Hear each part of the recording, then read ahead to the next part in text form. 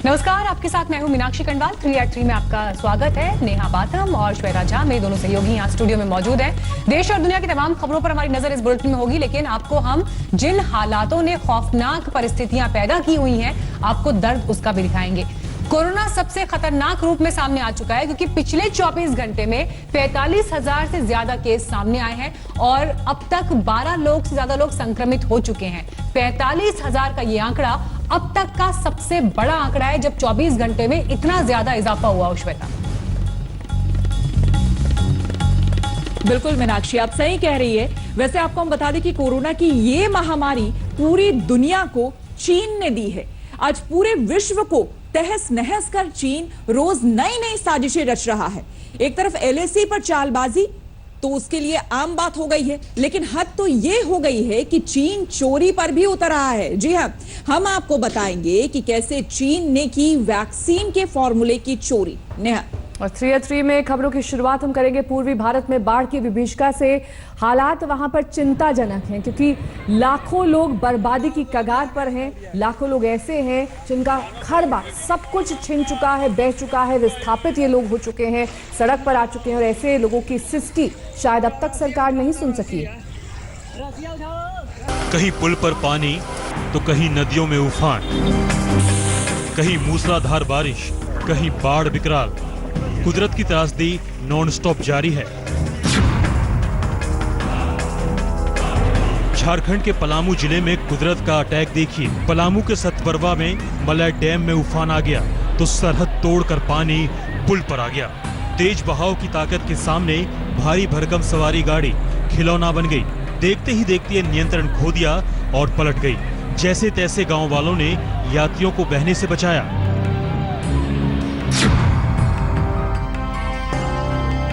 बिहार के रक्सौल पर दोहरी मार पड़ी है।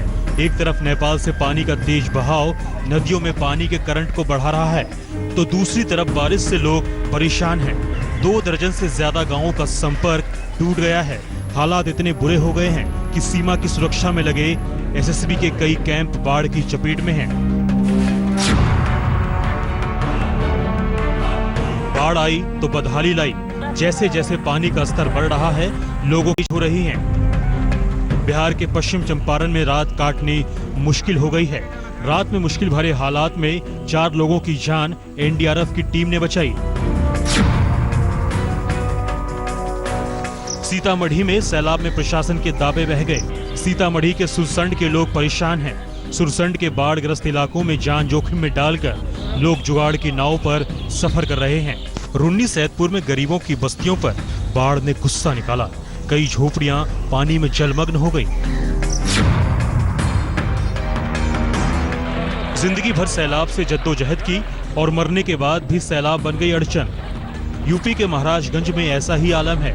लोगों को अंतिम संस्कार में काफी दिक्कतें हो रही है। नेपाल की पहाड़ियों में मूसलाधार बारिश हुई तो गंडक नदी ने खतरे के निशान को फर्राटेदार तरीके से पार कर लिया। वाल्मीकि नगर बैराज से 4 लाख क्यूसेक पानी छोड़ा गया तो हालात बिगड़ गए। पूर्वोत्तर राज्य असम में कुदरत ने खूंटा गाड़ दिया है। लगातार बारिश और सैलाब के सामने लोग बेबस हैं। असम के गोलाघाट में ब्रह्मपुत्र नदी ने आंखें तरेर दी है। असम के 33 में से 28 जिलों में बाढ़ का कहर है। कहीं बाढ़ की विभीषिका तो कहीं भूस्खलन का दर्द। पश्चिम बंगाल के दार्जिलिंग में पहाड़ दरकने लगे, मलबा गिरने लगा। भूस्खलन की वजह से ट्रैफिक पर ब्रेक लग गया। बड़े बड़े पत्थर सामने आकर अड़ गए। बारिश के साथ भूस्खलन ने आग में घी डालने का काम किया है। विनाश का ये तो महज ट्रेलर है, अभी कई झटके बाकी हैं।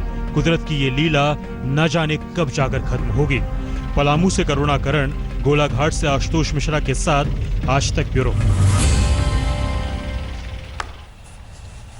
श्वेता और मीनाक्षी, यहाँ पर बिहार का जिक्र करना जरूरी होगा, क्योंकि यहाँ पर बाढ़ से हाहाकार है। राज्य का उत्तरी हिस्सा तो तबाही के मुहाने पर खड़ा हुआ है। नदियों का जलस्तर बढ़ने से सैकड़ों गांव डूब चुके हैं। मीनाक्षी, बिल्कुल ठीक कह रही है नेहा आप। और देखिए, राज्य के अलग अलग हिस्सों से जो तस्वीरें सामने आ रही हैं, वो सरकारी तैयारियों और इंतजामों की पोल खोलती हैं। श्वेता, बिल्कुल सही कह रही हैं आप मीनाक्षी। दरअसल सवाल यहाँ पर यही उठता है कि हर साल ऐसा नहीं है कि पहली बार इस तरह की तबाही और त्रासदी देखने को मिली है, उसके बावजूद जुलाई आते आते ही इस तरह का संकट गहराता है, लेकिन सरकार हाथ पर हाथ धरे हर साल इसी तरह बैठी रहती है। बदकिस्मत बिहार बेबस है, लाचार है। अभिशाप समझा जाने वाला बाढ़ हर साल की तरह इस बार भी कहर बरपा रहा है। आशाएं डूब रहे हैं तो लोग अपनी जिंदगी बचाने के लिए सुरक्षित ठौर ठिकाने खोज रहे हैं। राज्य के करीब दर्जन भर जिलों में स्थिति नाजुक है। करीब 5 लाख की आबादी प्रभावित हो चुकी है। सैलाब का ये तांडव कई दिनों से चल रहा है, लेकिन तबाही थमने का नाम नहीं ले रही। बिहार में आसमानी आफत से हो रही तबाही की तस्वीरें आपको दिखाते हैं।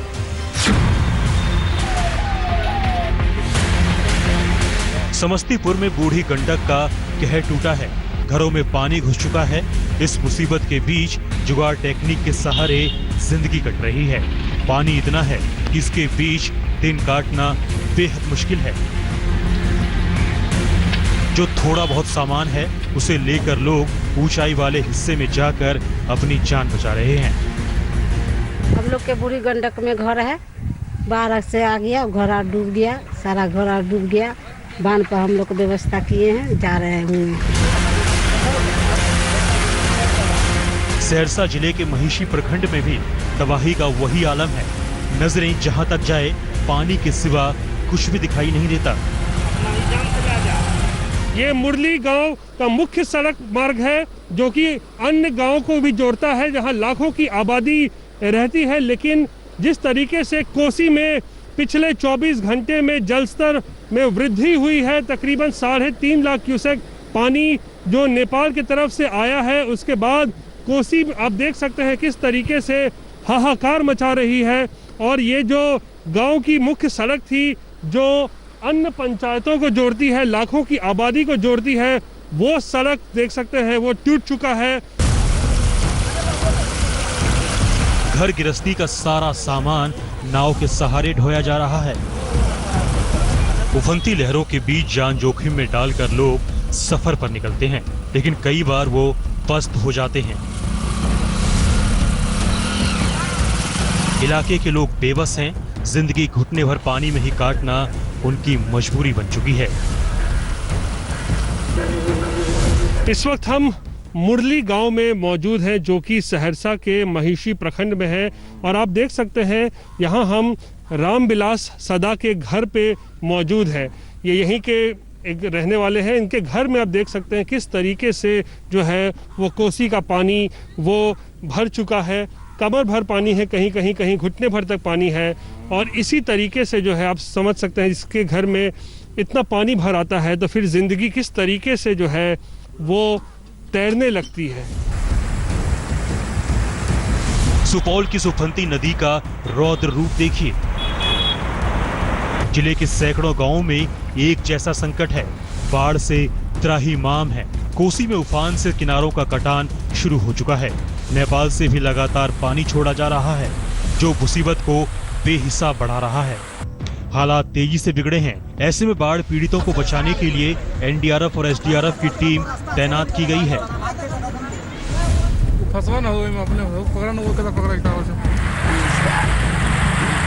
मोतिहारी में सड़कों के ऊपर से मानो नदी बहने लगी है। बाढ़ का पानी तबाही मचा रहा है। कहीं कहीं सड़क बह गई है। सुगौली में रिंग बांध टूट गया है जिससे कई गांवों में शामत आ गई है। थाना परिसर में भी पानी भर चुका है। कई गांव, सैकड़ों घर, स्कूल सब पानी में तैरते दिख रहे हैं। सैलाब का सितम ऐसा है कि उत्तरी बिहार के करीब 245 पंचायतों में तबाही मची है। अब तक करीब 5000 लोगों को रिलीफ कैंपों में भेजा जा चुका है। मोतिहारी से सचिन पांडे, सुपौल से प्रेमचंद्र मेहता और समस्तीपुर से जहांगीर आलम के साथ रोहित कुमार सिंह, सहरसा, आज तक। तो ये जो तस्वीरें आपने देखी ये बिहार की थी, जहां पर सरकारी सुस्ती कह लीजिए या अनदेखी कह लीजिए, उसका खामियाजा वहां की जनता भुगत रही है। अब आपको हम लिए चलेंगे असम, जहां पर हालात लगातार नेहा बिगड़ते जा रहे हैं। बिल्कुल। और असम में हमारे संवाददाता आशुतोष मिश्रा पीछे काफी दिन से मौजूद हैं, वहीं पर अलग अलग इलाकों में वो जा रहे हैं, वहां से रिपोर्ट भी दे रहे हैं। असम में 27 लाख की आबादी इस वक्त बाढ़ से प्रभावित हुई है, 90 से ज्यादा लोगों की जान जा चुकी है मीनाक्षी। और ऐसे में सवाल यही उठता है कि जब असम में हर साल ब्रह्मपुत्र उफान पर होती है तो क्यों नहीं उसके मुताबिक वहां पर इंतजाम किए जाते हैं। ये बहुत वैलिड पॉइंट नेहा आपने उठाया, लेकिन आप देखिए ब्रह्मपुत्र नदी जो कि वहां की लाइफलाइन कही जाती है, उसी नदी के बीचों बीच जो बसा है काजीरंगा नेशनल पार्क, वहां की परिस्थितियां देखिए। हर साल ये तस्वीरें हम टेलीविजन पर दिखाते हैं। इस पार्क में 127 जानवरों की अब तक मौत हो चुकी है और इसमें दुर्लभ प्रजाति के गैंडे भी शामिल हैं। असम पर कुदरत की सबसे बड़ी मार पड़ी है। करीब करीब पूरे राज्य की सांस मानो अटकने लगी है। ऐसा लग रहा है कि पूरा असम जल प्रलय से जूझ रहा है। ब्रह्मपुत्र नदी का रौद्र रूप कोई नरमी नहीं बरत रहा। मौत का आंकड़ा भी बढ़ता जा रहा है।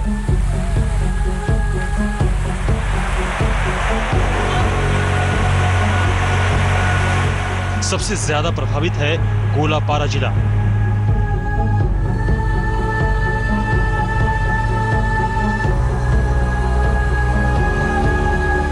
यहां बाढ़ ने सैकड़ों गांवों को अपनी चपेट में ले लिया है। यहां लगातार लोगों की जिंदगी बचाई जा रही है।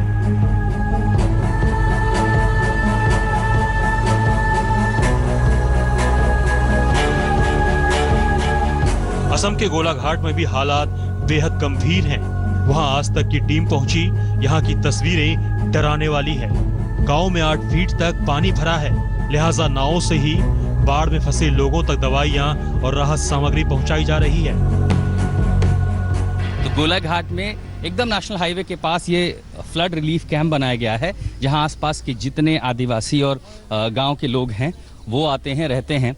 खाना यहाँ वो खुद बनाते हैं। कुछ ऐसा दिखता है फ्लड रिलीफ कैंप जो असम के अलग अलग जिलों में बनाया गया है। बड़ी संख्या में आपको बताएं कि 25 से 27 लाख लोग चूंकि प्रभावित हुए हैं। ऐसे में उन्हें खाना मुहैया कराना, राशन मुहैया कराना, दवाइयाँ देना एक बड़ी चुनौती है।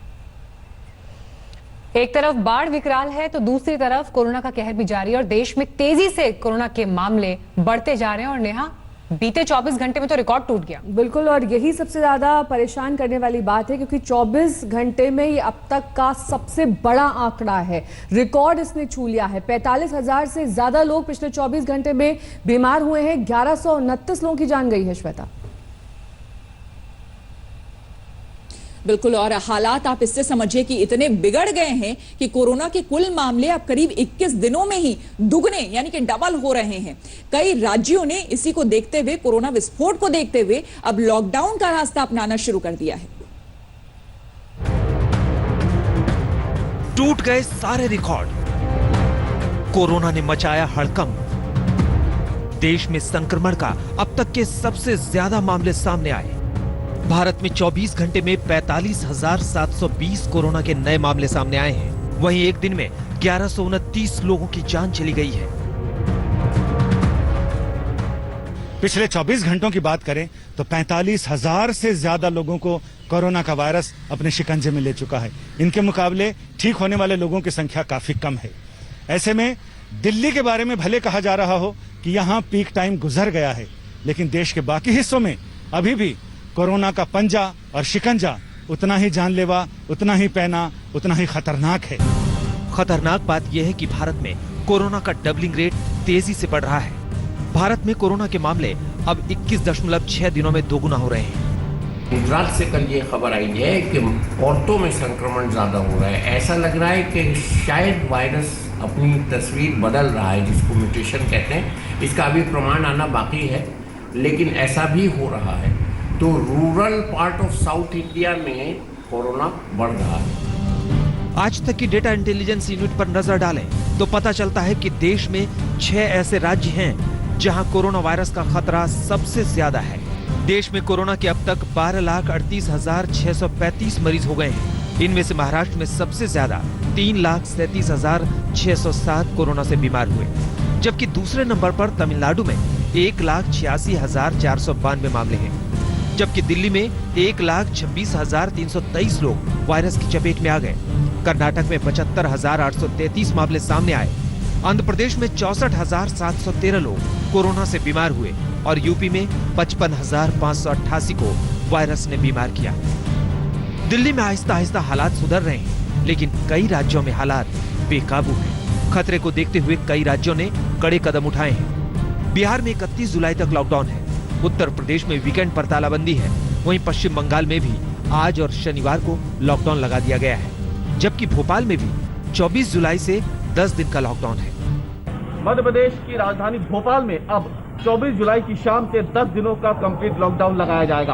आपको बता दें कि कल जो कोरोना समीक्षा बैठक हुई है उसी में ये फैसला लिया गया है, क्योंकि इससे पहले भोपाल में कोरोना संक्रमण को देखते हुए 12 से ज्यादा इलाकों में लोकल लॉकडाउन लगाया गया था, लेकिन जिस तेजी से मामले बढ़ रहे हैं उसको ध्यान में रखते हुए अब ये बड़ा फैसला किया गया है। कोरोना के संक्रमण काल में खतरा बड़ा है, रास्ते मुश्किल भरे हैं। एक दिन में 45,000 से ज्यादा मरीजों के आंकड़े हमें बार बार अलर्ट कर रहे हैं। हालांकि कोरोना विस्फोट के खतरे के बीच एक शुभ संकेत भी आया है। कल से दिल्ली एम्स में कोरोना वैक्सीन पर ह्यूमन ट्रायल शुरू होने जा रहा है। हालांकि जब तक वैक्सीन नहीं आ जाती, लोगों को ज्यादा एहतियात बरतने की जरूरत है। दिल्ली से संजय शर्मा के साथ आज तक ब्यूरो। आपको याद होगा आज तक पर हमने बिहार के स्वास्थ्य मंत्री मंगल पांडे का इंटरव्यू दिखाया था। इस इंटरव्यू में मंगल पांडे ने कहा था कि बिहार में सब कुछ ठीक ठाक है, स्वास्थ्य व्यवस्था बिल्कुल दुरुस्त है। लेकिन अब खुद स्वास्थ्य मंत्री मंगल पांडे निरीक्षण के लिए एनएमसीएच पहुंचे। आज तक की खबर का ये बड़ा असर है, क्योंकि यहाँ इस निरीक्षण के दौरान भी उन्होंने पाया कि व्यवस्थाओं में कमी है। कहीं ना कहीं पूरी व्यवस्था एक तरीके से चरमरा रही है।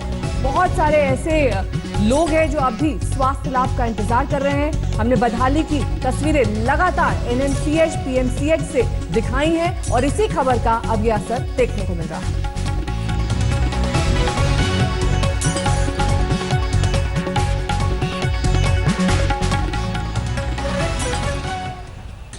तो हमने आपको बताया था कि सरकार के दावे अलग हैं, मंत्री के दावे अलग हैं, लेकिन हकीकत कुछ और है। इसलिए जमीन पर उतरना पड़ता है। मंत्री उतरेंगे तभी कुछ देख पाएंगे कि असलियत क्या है। दरअसल अब बात कर ले हम पश्चिम बंगाल की। पश्चिम बंगाल में कोरोना का खतरा बढ़ा तो लॉकडाउन का सहारा लेना पड़ा। ममता सरकार ने 3 दिन यानी कि आज शनिवार और रविवार को लॉकडाउन लगाने का फैसला लिया, तो यहां सियासत भी शुरू हो गई है। विपक्ष ने सवाल दागे कि आखिर शुक्रवार यानी कि कल क्यों नहीं लॉकडाउन है।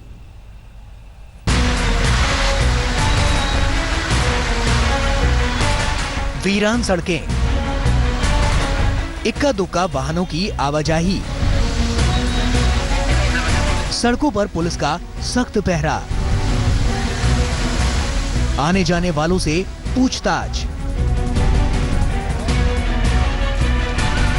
पश्चिम बंगाल के तमाम शहरों का आज ऐसा नजारा है। कोरोना के बढ़ते केस को देखते हुए आज पश्चिम बंगाल में एक दिन का लॉकडाउन है। पश्चिम बंगाल में इस महीने 3 दिन का लॉकडाउन किया है, लेकिन ये अलग होगा क्योंकि गुरुवार, शनिवार और अगले बुधवार इस लॉकडाउन को पूरी तरह से इम्प्लीमेंट किया जाएगा, जिसका मतलब है कंप्लीट लॉकडाउन। सड़कों पर सिर्फ कुछ गाड़ियां नजर आएंगी। इस समय कोलकाता में, दक्षिण कोलकाता के बालीगंज इलाके में पूरी तरह से गाड़ियों की संख्या आपको दिखेगी कि नहीं है। पश्चिम बंगाल के 5 शहरों की तस्वीर देखिए। कोलकाता, हावड़ा, उत्तर 24 परगना, आसनसोल, सिलीगुड़ी, शहर शहर लॉकडाउन में है। ये लॉकडाउन सिर्फ आज के लिए है। कल फिर सब कुछ खुल जाएगा। दोबारा 25 और 29 जुलाई को लॉकडाउन लगाया जाएगा।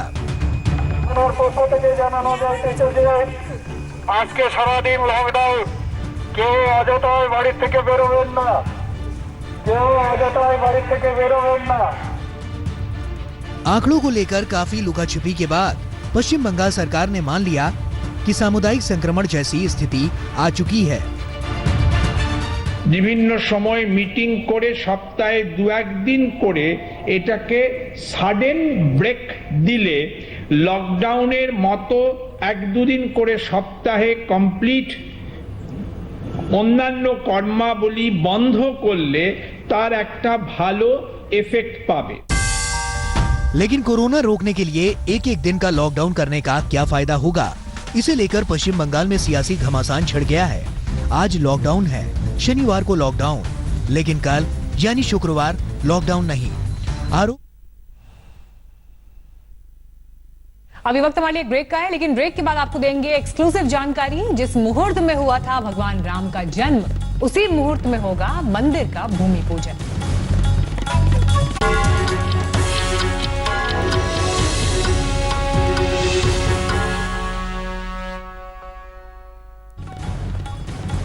और इस वक्त की बड़ी खबर का रुख करेंगे सबसे पहले, जो कि चीन को लेकर है। जिस तरीके का अंदेशा था, चीन अब पीछे हटने को तैयार नहीं है। पेंगोंग से पीछे नहीं हटेगा चीन, ये खबर आ रही है। आपको बता दें कि पेंगोंग गोगरा से अब पीछे नहीं हटेगा चीन, इस बात पर अड़ गया है। गोगरा पोस्ट से भी चीन नहीं हटेगा। हालांकि बातचीत का दौर लगातार मीनाक्षी और श्वेता जारी था, लेकिन इसके बावजूद अब चीन ने अपनी चाल चल दी है, पीछे हटने को तैयार ही नहीं है। एलएसी पर इस वक्त ये बड़ी खबर पूर्वी लद्दाख से, जहां पर चीन ने पीछे हटने से मना कर दिया है। अब देखना ये होगा कि ये परिस्थितियां आगे अब किस दिशा में जाती हैं, क्योंकि देखिए लगातार जो है बातचीत चल रही थी, सैन्य स्तर पर बातचीत हो रही थी, कूटनीतिक स्तर पर बातचीत हो रही थी, लेकिन अब ऐसे में हालांकि हॉट स्प्रिंग तक पीछे हटने के संकेत दिए हैं, लेकिन इससे पहले भी जो सैन्य स्तर की बातचीत हुई थी उसमें चीन की तरफ से रिजर्वेशंस दिखाई दे रहे थे कि वो पेंगोंग उतना ज्यादा सकारात्मक नहीं है जितना बाकी मुद्दों में दिखाई दिया बातचीत को लेकर।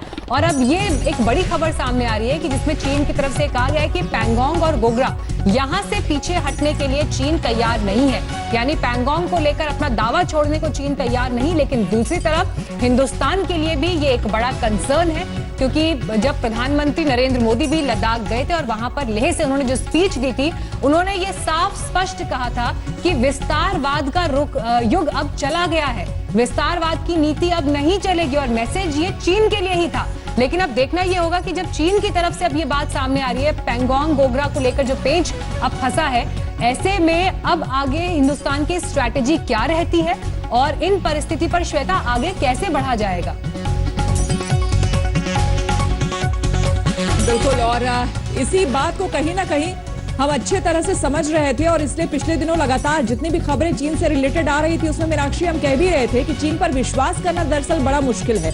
और पेंगोंग गोगरा से जो अभी खबर आ रही है कि उससे चीन पीछे हटने को तैयार नहीं है, शायद कहीं ना कहीं सरकार भी इस बात को अच्छी तरह से भांप रही थी, समझ रही थी, इसलिए प्रधानमंत्री के दौरे और रक्षा मंत्री के दौरे में भी ये बात सामने आई। गौरव सावंत हमारे संवाददाता हमारे साथ जुड़ रहे हैं। गौरव, ये बहुत बड़ी खबर है, चीन एक बार फिर से अपनी उसने चाल चली है और अपना चरित्र दिखाते हुए उसने कहा है कि वो अब नहीं हटेगा पेंगोंग गोगरा से।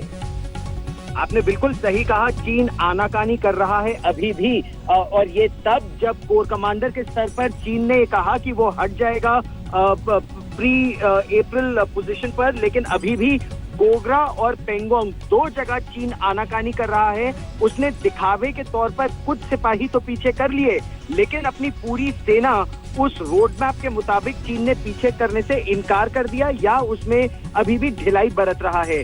और इससे चीन की मंशा साफ हो जाती है कि वो फिंगर 4 और 5 के इलाके के बीच में और गोगरा पोस्ट पर टिके रहना चाहता है। और ये भारत के लिए खतरे की घंटी है, क्योंकि भारत ने कहा है कि चीन को पूरी तरह से मई से पहले की स्थिति को बरकरार करने की आवश्यकता है, जो चीन इस समय नहीं कर रहा है। अब देखना यह होगा कि अगले राउंड बातचीत के जरिए इसको सुलझाया जाएगा या भारत को कोई और कदम उठाने की अब जरूरत पड़ सकती है। गौरव, एक चीज बताइए, जो पेंगोंग और गोगरा वाला ये इलाका जहां से चीन नहीं हटना चाहता, अभी उसकी प्रेजेंट स्थिति क्या है, वर्तमान स्थिति क्या है?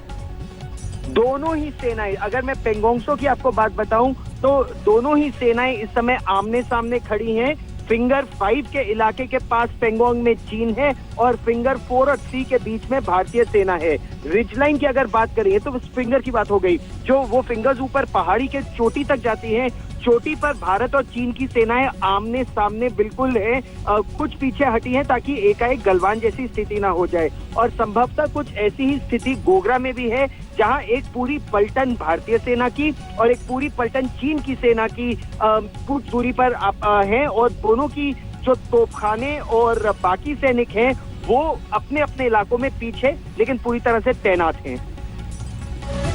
ठीक है, बहुत बहुत शुक्रिया गौरव इस तमाम जानकारी के लिए आपका। गौरव सावंत हमारे संवाददाता जानकारी देते हैं किस तरीके से अब चीन जो है वो साफ कर चुका है कि इन दोनों इलाकों से वो पीछे नहीं हटने वाला। एक और बड़ी खबर का रुख करेंगे, राफेल से जुड़ी हुई खबर है।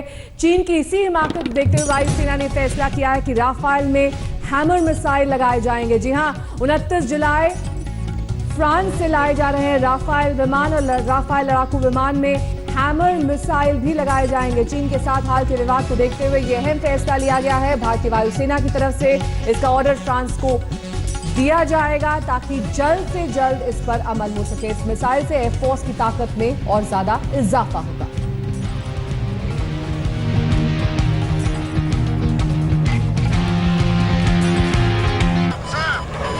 तो फ्रांस को दिया जा रहा है हैमर मिसाइल का ऑर्डर। आपको हम बताएंगे हैमर मिसाइल के भी बारे में, लेकिन राफेल का ऑर्डर दिया जाना और राफेल का आना वायुसेना में अपने आप में और ताकत भरेगा, और उसमें हैमर मिसाइल का आ जाना जिसका ऑर्डर किया गया है, फ्रांस को दिया गया है, ये अपने आप में बहुत बड़ी बात होगी, क्योंकि चीन की गुस्ताखी को देखते हुए ये बहुत बड़ा फैसला लिया गया है। चीन को पहले से ही उसकी चाल को हम समझ रहे थे, इसीलिए प्रधानमंत्री और रक्षा मंत्री का जब दौरा भी हुआ तब भी ये बातें कही गई थी कि वायुसेना पूरे अलर्ट मोड में रहे। और देखिए श्वेता, जिस बात का जिक्र आप कर रही हैं कि कैसे इस मिसाइल के जरिए रफाल और ताकतवर हो जाएगा, वैसे तो रफाल पहले से ही खतरनाक मिसाइल का इस्तेमाल इसमें किया जाता है, लेकिन स्कैल्प मिसाइल, मेटेओर मिसाइल और माइका मिसाइल भी इसमें लगे होंगे। माइका मिसाइल तो साइलेंट किलर के नाम से भी जाना जाता है, और अब हैमर मिसाइल रफाल की ताकत को और ज्यादा बढ़ाएगा। यानी स्ट्रैटेजिकली, रणनीतिक तौर पर सामरिक शक्ति को अपने बढ़ाने के लिए क्या आगे और प्रभावी कदम हो सकते हैं, उसको लेकर हिंदुस्तान पूरी तरह तैयार है। देखिए, हैमर मिसाइल की भी ताकत हम आपको दिखा रहे हैं। 60 से 70 किलोमीटर की रेंज को हवा से जमीन में मार करने वाली ये मिसाइल है। तो चीन की गुस्ताखी को देखते हुए भारत ने बड़ा फैसला किया है, तो उसी चीन को अमेरिका ने भी सबक सिखाने की ठान ली है। श्वेता, बिल्कुल, ट्रंप सरकार ने गंभीर आरोप लगाते हुए ह्यूस्टन में चीन के वाणिज्य दूतावास को बंद करने का फरमान सुना दिया है। नेहा, दरअसल कई डायरेक्ट और इनडायरेक्ट तरीकों से चीन को यहां पर संदेश देने की कोशिश की जा रही है, क्योंकि अमेरिका जैसी ताकतवर देश अगर इस तरीके का संदेश देता है तो चीन को कहीं ना कहीं इस बात से सबक लेने की जरूरत है कि उसे आर्थिक तौर पर नुकसान हो सकता है। अमेरिका अब भारत, जापान जैसे देश से दोस्ती कर सबक सिखाने की बात भी कह रहा है, यानी कि अगर अमेरिका और भारत साथ हो जाते हैं तो चीन के लिए यह एक बड़ा नुकसान होगा।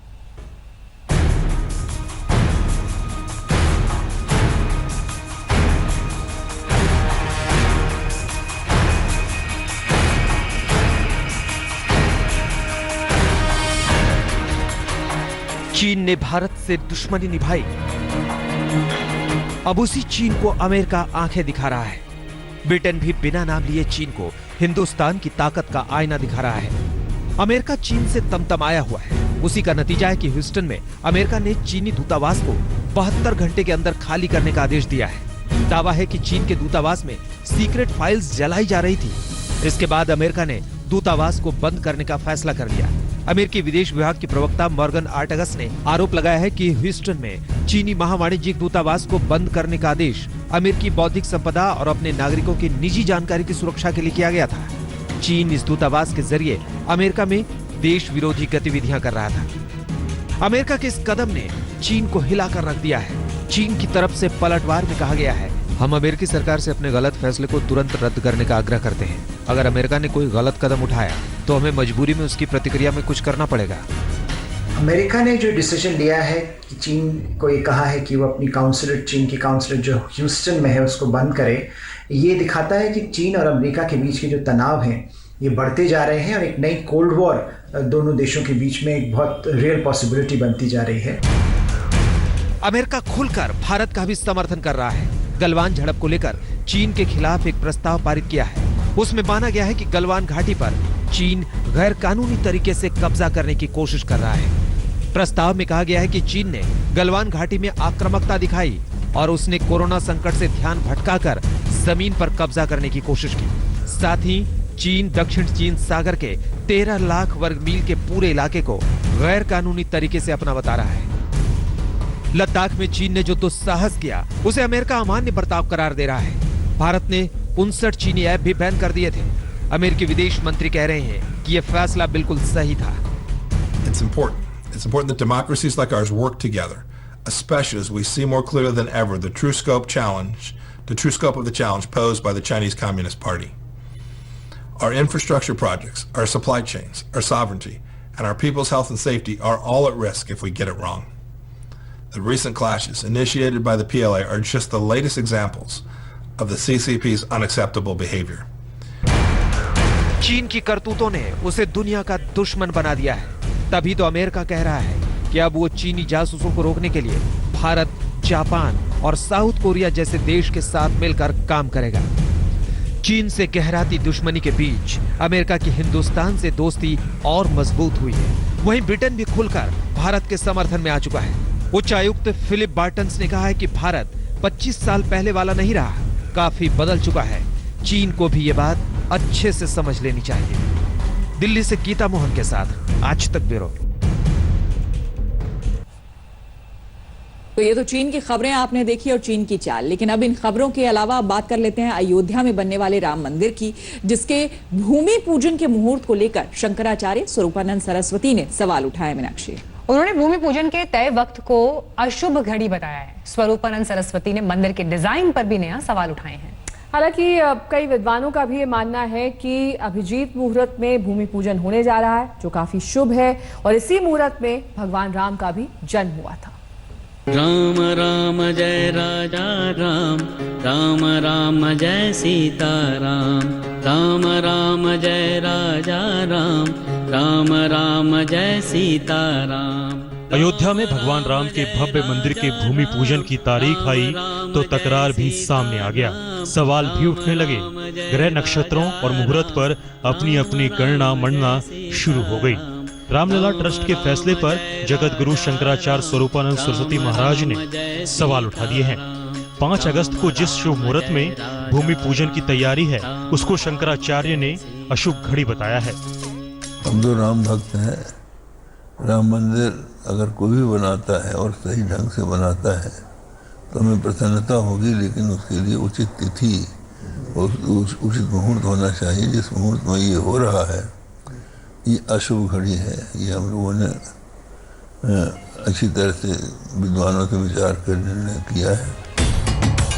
वैसे ज्योतिषियों, साधु संतों का मानना है कि 5 अगस्त के दिन ब्रह्मांड में ग्रह नक्षत्रों का अद्भुत संगम होगा। उस दिन अभिजीत मुहूर्त, धनिष्ठा नक्षत्र, शतभिषा नक्षत्र होगा। सनातन धर्म में किसी भी शुभ कार्य का श्री गणेश से पहले ग्रह नक्षत्रों का सही योग देखा जाता है। अब यहाँ तो मसला रामलला के मंदिर के शिलान्यास का है, तो ऐसे में विद्वानों को सबसे शुभ मुहूर्त निकालना है। विद्वानों का कहना है कि इस मुहूर्त के दौरान पूरा ब्रह्मांड एक लय में होगा। 5 अगस्त यानी भूमि पूजन के दिन पूरे दिन धनिष्ठा नक्षत्र होगा। धनिष्ठा नक्षत्र किसी भी शुभ काम के लिए सबसे बेहतरीन माना जाता है। इतना ही नहीं, जब मंदिर के लिए भूमि पूजन होगा तो उस दौरान अभिजीत मुहूर्त होगा। ये अभिजीत मुहूर्त दिन में सिर्फ 48 मिनट के लिए आता है। इसी 48 मिनट के भीतर भूमि पूजन की प्रक्रिया पूरी की जाएगी। मान्यता है कि अभिजीत मुहूर्त में किया गया कोई भी काम बेहद सफल होता है। सबसे विशेष बात ये कि स्वयं भगवान राम का जन्म भी अभिजीत मुहूर्त में ही हुआ था। यही वजह है कि उनके मंदिर का निर्माण कार्य भी अभिजीत मुहूर्त में ही शुरू होने जा रहा है। भूमि पूजन की प्रक्रिया समाप्त होते होते शतभिषा नक्षत्र शुरू हो जाएगा। ये नक्षत्र भी बेहद खास माना जाता है। ऐसा ज्योतिष शास्त्र में कहा जाता है और प्रतिदिन देखा भी जाता है कि जो 28वां नक्षत्र जो अभिजीत है, अभिजीत मुहूर्त अत्यंत परम कल्याणकारी और वैभवशाली इतिहास की रचना करता है। जब इस मुहूर्त में कोई भी कार्य किया जाए तो उसकी संपन्न होने पर कोई भी मतलब शंका का विषय नहीं होता।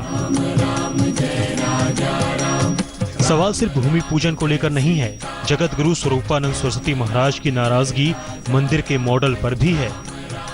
जैसा कि हम पहले से कहते आए हैं कि जब बनना ही है तो अंकोर वाट में, कंबोडिया के अंकोर वाट में जैसा विशाल राम मंदिर है, उसी प्रकार का राम मंदिर अयोध्या में बनाया जाना चाहिए। बहरहाल दिव्यता और भव्यता के बीच चांदी की ईंट से भूमि पूजन की शुरुआत होगी। 5 अगस्त के दिन का लोगों को बेसब्री से इंतजार है। इस मौके के लिए पीएम मोदी समेत कई दिग्गज नेताओं को न्योता भी भेजा गया है, लेकिन जगत गुरु स्वरूपानंद सरस्वती महाराज के सवाल ने शुभ काम से पहले विवादों को जन्म दे दिया है। वाराणसी से रोशन जायसवाल, अहमदाबाद से गोपी खांगर के साथ संजय शर्मा, दिल्ली, आज तक। तो कोरोना के संक्रमण के आंकड़े बढ़ रहे हैं, दूसरी तरफ सोने चांदी का भाव भी इस वक्त आसमान छू रहा है। 24 कैरेट सोने की कीमत 51,000 के पार पहुंच गई है। 10 ग्राम सोने की कीमत 51,960 रुपए है। 61,300 रुपए प्रति किलो चांदी बिक रही है, यानी कि सोने और चांदी दोनों की कीमतों में बढ़ोतरी देखी जा रही है। 51,960 रुपए प्रति 10 ग्राम सोना बिक रहा है। पूरे वर्ल्ड में अस्थिरता है और सोने में तेजी ये कि हेजिंग की वजह से होती है, जस्ट लाइक ये करेंसी है, क्योंकि लोगों को बैंकों पे भी भरोसा उठ जाता है। जब ऐसे में मतलब कहीं जाना आना पड़े या कोई कैश की दिक्कत हो तो सोना मतलब इजीली बिक जाता है, तो इसलिए सोने में बहुत ज़्यादा तेजी एकदम से आ जाती है। और इसी के साथ 3 at 3 में हमारे साथ फिलहाल इतना ही। देश दुनिया की तमाम खबरों के लिए आप देखते रहिए आज तक।